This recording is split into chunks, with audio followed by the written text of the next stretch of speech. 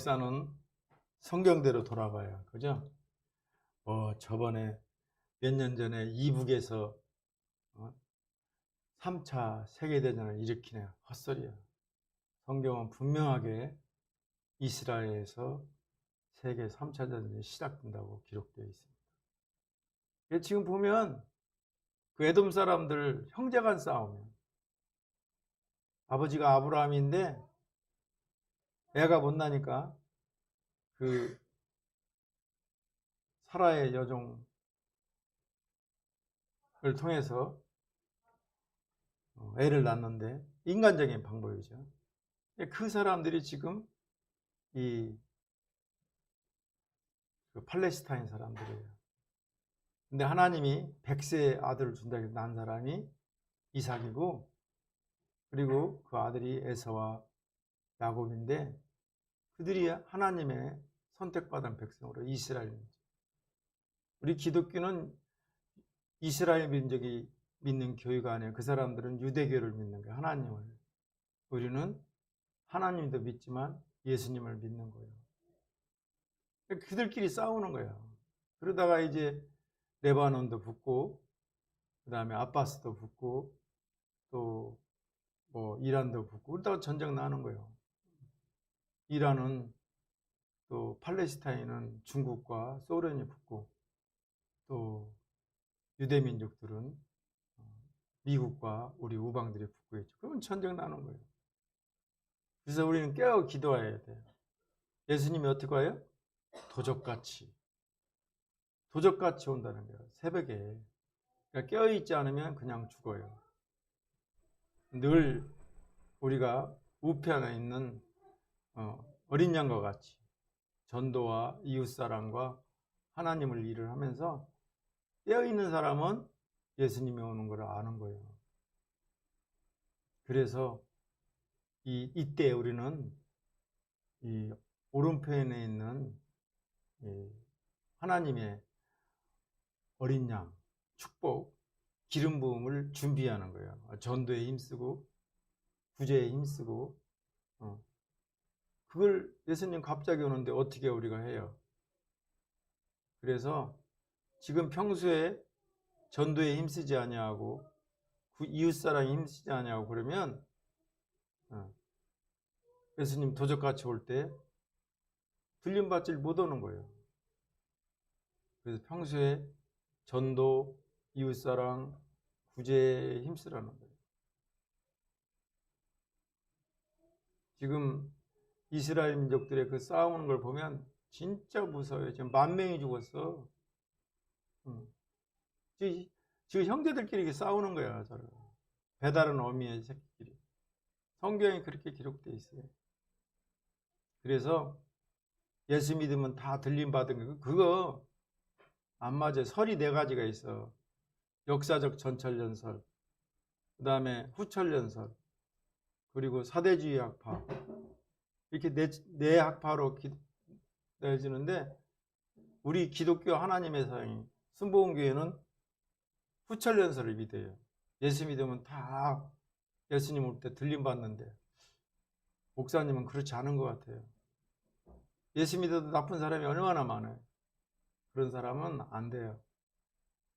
예수님께서 7년 환난을 통해서 다 흔들어요. 천국에 올라갈 사람만 골라요. 그래서 우리가 평소에 선행을 하고, 그리고 하나님을 잘 섬기고 전도해서, 그럴 때 그런 사람들만 흔들어서 7년 동안 환난을 주는데, 그 날수를 줄이면서까지 우리를 구원시켜줘요. 그래서 준비해야 되는 거예요. 준비. 어떻게 예수 믿는다고 다 들림받나요? 사기치고 도적질하고 안 돼요. 예수 믿는 사람들을 뭐라고 그래요? 지금 개독교라고 그러잖아요. 하도 나쁜 짓 하고 거짓말. 깜빵 있는 사람 보면 다 예수 믿는 사람이에요. 행함이 없는 사람은 구원의 완성을 이루지 못하기 때문에 그분들은 들림받지 못해요. 그래서 우리가 7년, 8년 동안 환난받고 역경 가운데 믿음을 지킨 자들이 예수님 재림하면 들림받는 거예요. 건호야, 죽은 자의 부활이 먼저 있고 그 다음에 산 자의 들림이 있어요. 그럼 나머지 남은 자는 어떻게 하느냐? 다 지옥 가는 거예요. 그리고 이 지구가 뭐 달나라, 금성, 수성 안 돼요. 하나님이 이 지구를 다 멸망을 시켜요. 건우야, 우리 건우 이쁘지? 그래서 새하늘 새 땅, 하나님이 예비한 새하늘 새 땅으로 우리가 들림받는 거예요. 그리고 천년왕국 살고 복과 마법의 심판을 통해서, 백보자 심판을 통해서 이제 우리가 천국에 들어가죠. 예수님은 말했어요. 우편 강도에게 내가 오늘 밤 나와 함께 낙원에 있으리라. 천국에 있다고 안 했어요. 그래서 이 사실을 잘 알고 다른 것들에 흔들리지 말고 우리가 살아있을 동안 건우야, 쉿. 그래서 우리가 성령의 기름을 준비해서 주님 오면 아멘 주 예수의 오시옵소서 그렇게 하는 거예요. 오늘이 바로 그날 주님의 죽으심과 이건 뭐야? 우리 예수님이 살아있는 사람과 똑같다는 거예요. 그리고 다시 오심. 내가 오늘 나를 본 것 같이 내가 다시 오는 것을 볼 것이다. 그래서 그거를 기념하는 것이 이 성찬이에요. 11월 성찬. 정말 이제 마지막 20일을 최선을 다해서 우리가 노력할 때 11월 19일 날 추수감사절 날 우리는 하나님의 큰 축복이 있을 거예요. 마지막이 중요해요. 우리 찬양하고 하나님 말씀 듣습니다.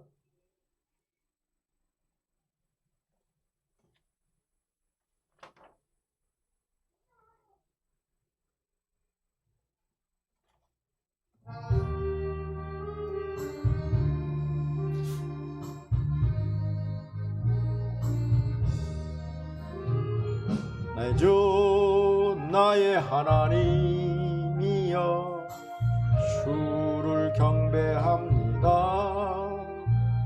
주 사랑하는 나의 마음을 주께서 아시나이다.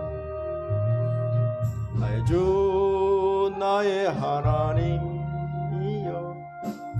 주를 경배합니다. 주 사랑하는 나의 마음을 주께서 아시나이다. 깨뜨릴 옥합 내게 없으며 주께 향이 없지만 하나님 형상대로 날 빚으사 형을 내게 부어주소서. 주 나의 하나님이여 주를 경배합니다. 주 사랑하는 나의 마음 주께서 아시나이다. 고통 속에 방황한 내 맘 주께대로 갈 수 없지만 저항할 수 없는 그네로 주님의 길을 걷게 하소서. 주 나의 하나님 주를 경배합니다.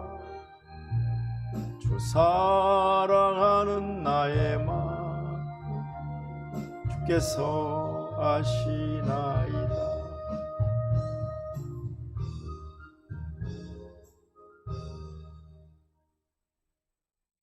하나님 감사합니다.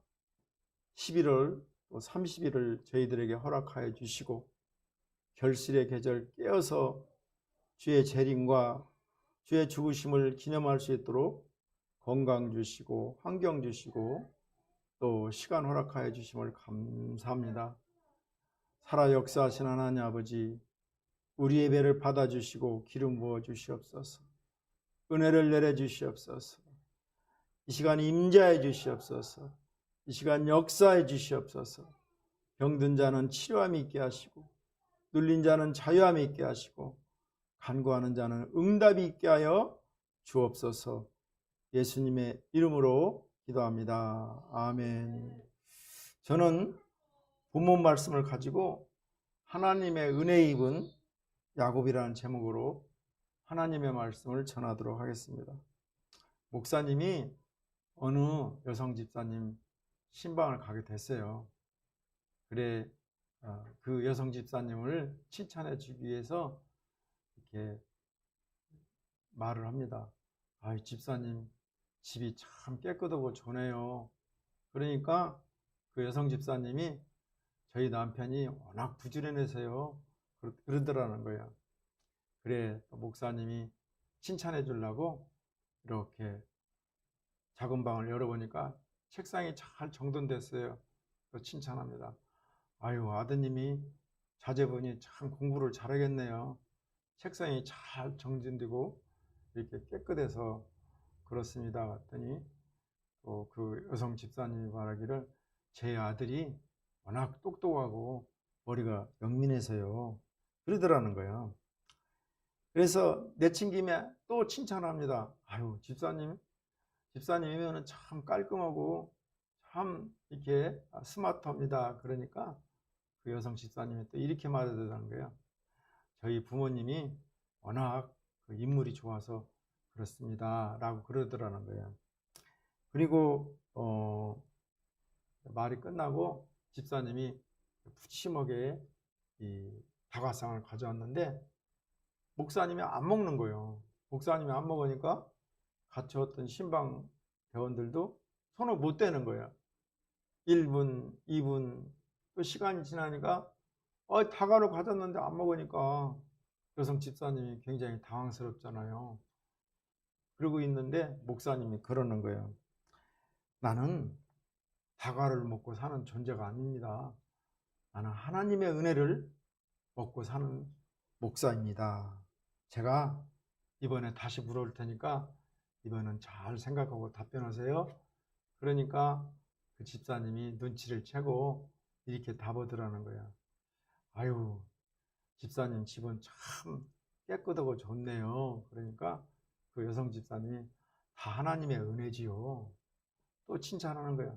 아유, 아들 방을 보니까 아들 방이 너무나 깨끗하고 좋아서 아들이 참 영투하고 영민하게 생기겠네요. 그러니까는 아유, 목사님 다 하나님의 은혜지요. 이러더라는 거예요. 우리는 하나님의 은혜로 살아가는 존재임을 잊어서는 안 돼요. 은혜라는 건 뭐냐면 내가 무엇을 해서 구원받은 거 아니잖아요.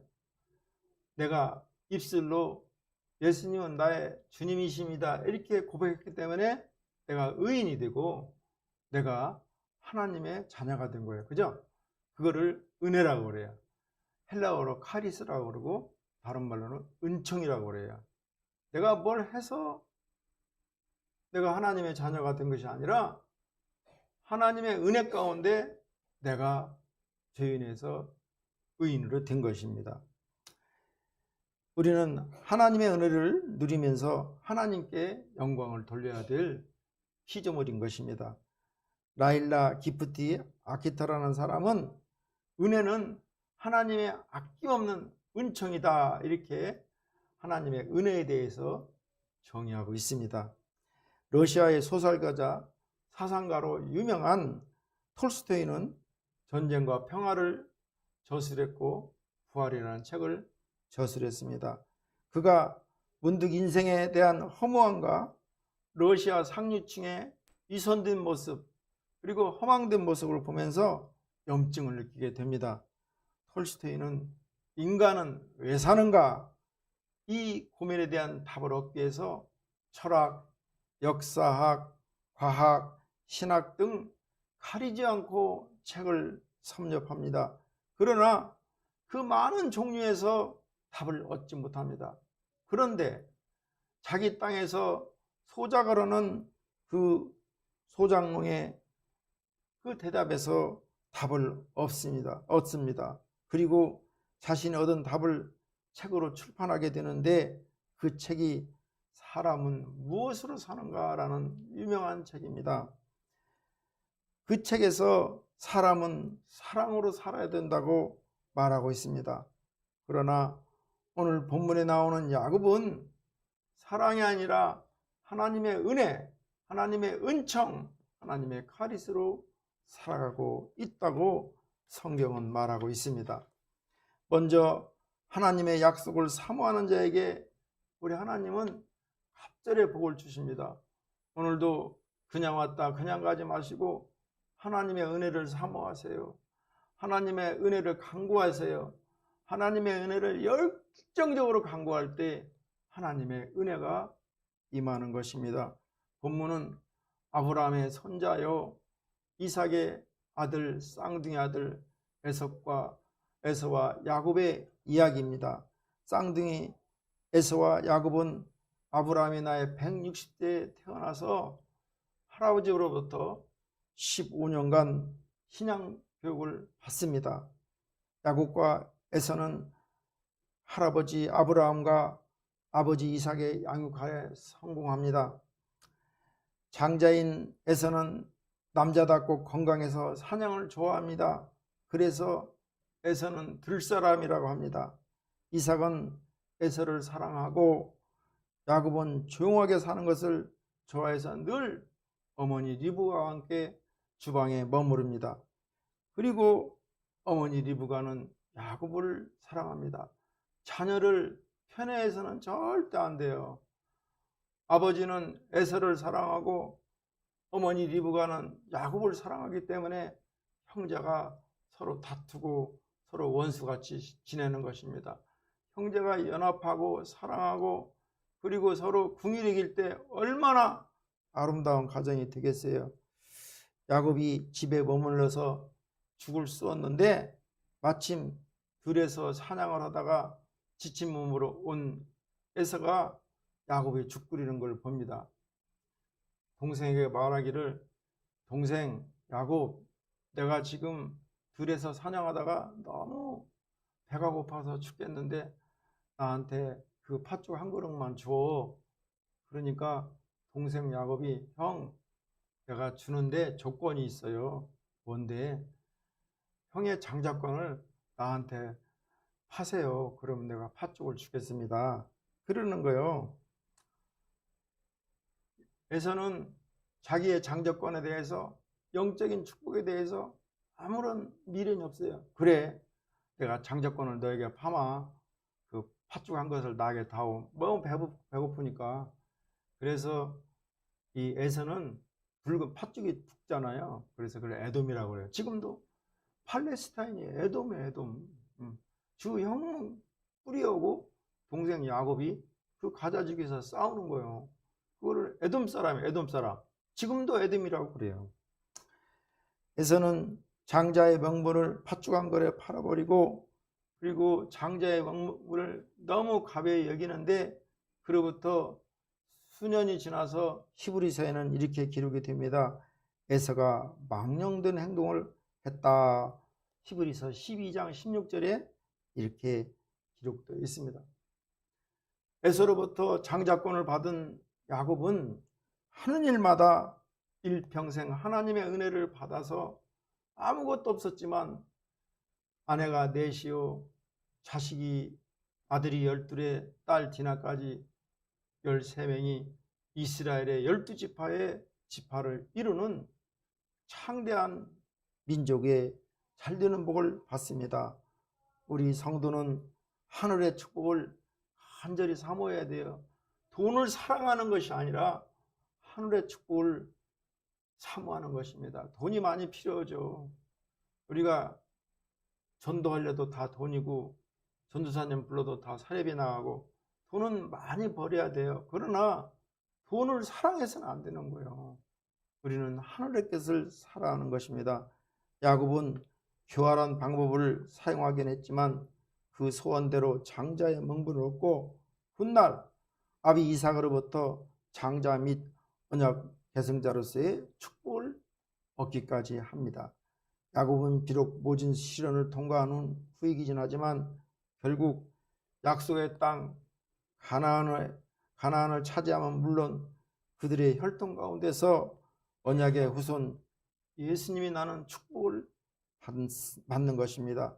이와 같이 하늘의 축복도 야곱과 같이 그걸 간절히 사모하고 그것을 얻기 위해 애쓰는 자가 되어야 됩니다. 야곱이 아버지를 속였다고 해서 그것이 하늘의 축복이 야곱한테 오겠어요?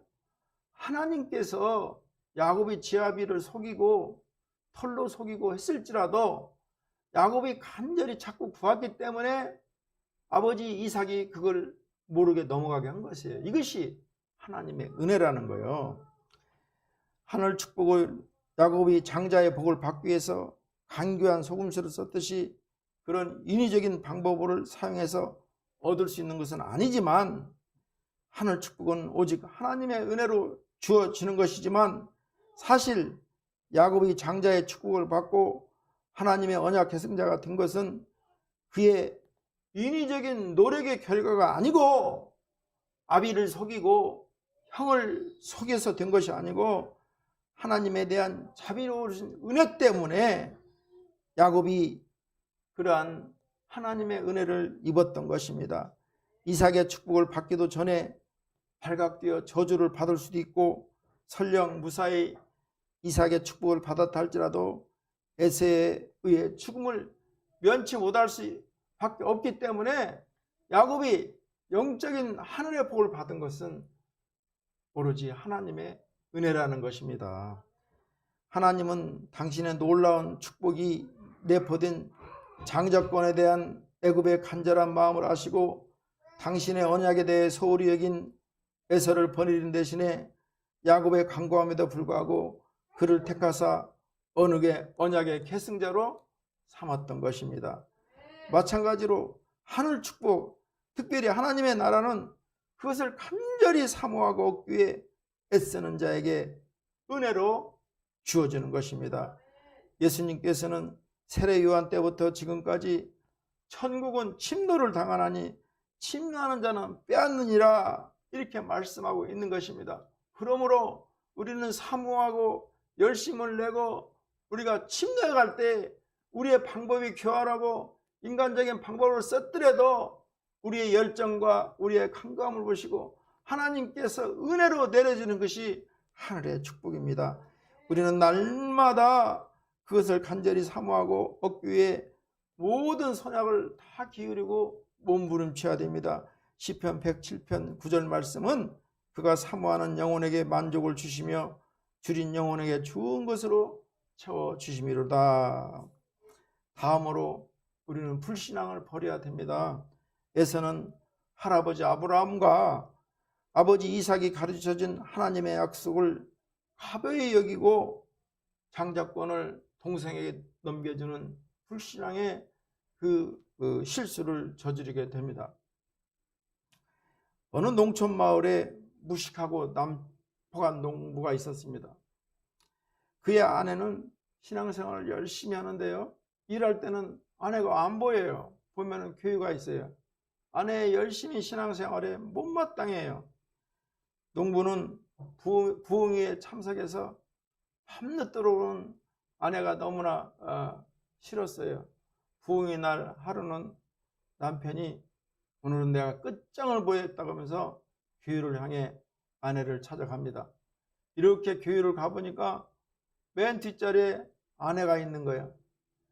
분이 폭발한 남편은 다짜고짜 가서 아내의 머리를 잡아채고 야, 이 사발면아 이리 나와 그래가지고 그리고 나와가지고는 개패듯이 발로 차고 주먹으로 차고 발로 밟습니다. 그래서 이제 분이 풀려서 가만히 보니까 아이고 자기 부인이 아니고 그 지역의 총대장 면장의 부인이었던 것입니다. 어찌할 줄 모르고 무릎 꿇고 사죄하는데 면장 부인이 너무나 많이 맞아서 분이 안 풀리는 거예요. 한참 기도를 하고 나서는 이렇게 말하는 거예요. 내가 당신을 용서해 줄 수 없어요. 그러나 당신이 이제 교회 왔으니 교회를 다니고 그리고 예수를 믿으면 그렇게 하겠다고 약속하면 내가 용서를 해주겠다고 그렇게 말을 하는 거예요. 농부는 어떨 도리가 없잖아요. 가면 이제 폭행죄로 구속되니까. 그래서 이렇게 약속을 하고 교회를 다니며 예수를 믿어서 아주 신실한 신앙이 됐다고 합니다. 우리들도 하나님께서 약속하신 말씀을 가벼이 여기서는 안 됩니다. 하나님의 약속을 잘 믿으며 살기를 주의 이름으로 축복합니다. 마지막으로 하나님의 약속을 귀히 여기며 살아가야 됩니다. 야곱은 하나님 할아버지 아브라함과 아버지 이삭이 가르친 대로 하나님의 약속을 귀히 여기고 열심히 하나님의 은혜를 구하며 살게 되었습니다. 야곱은 형 에서를 비어 하란으로 갔을 때 아무것도 없어요. 하늘을 지붕 삼고 돌을 베개 삼아서 하나님께 서원합니다. 하나님께서 저를 도와주시고 제가 다시 돌아오게 된다면 이곳에서 하나님의 성전을 세우고 제가 예배를 드리겠습니다. 이렇게 했는데 정말 하나님의 은혜로 그는 커다란 거부가 돼서 양이 3,000마리요, 낙타가 2,000마리요, 아들이 12이요, 아내가 4여.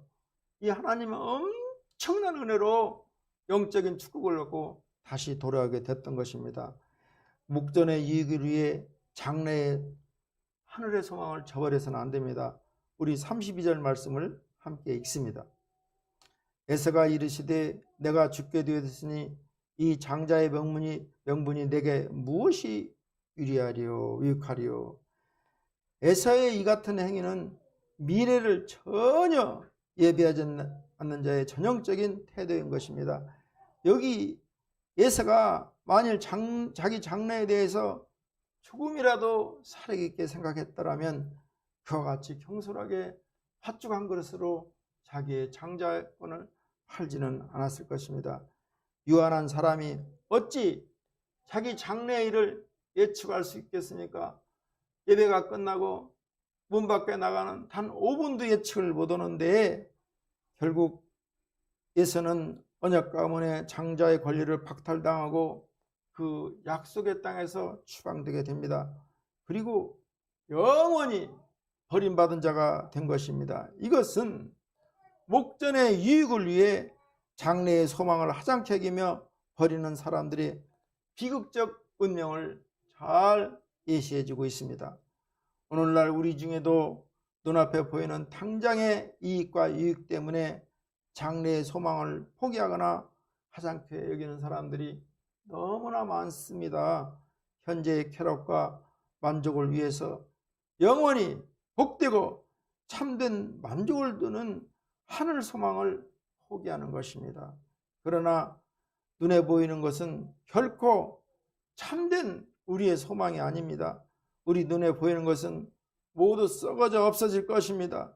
이 세상이 멸망할 때 영원히 사라지고 말 것입니다. 그러므로 우리가 만일 눈에 보이는 이익과 유익만을 추구하며 장래의 소망을 소홀히 여긴다면 우리 육신의 죽음과 함께 모든 것을 잃게 되면 물론 우리 또한 영원한 멸망에 처해지게 됩니다. 우리는 목전의 이익이나 유익만을 추구하는 어리석음을 버려야 됩니다. 장래의 소망을 바라보며 이것을 얻기 위해서라면 목전의 어떤 유익이라도 과감히 결단하고 버릴 수 있어야 됩니다. 히브리서 6장 11절 말씀은 이렇게 증거합니다.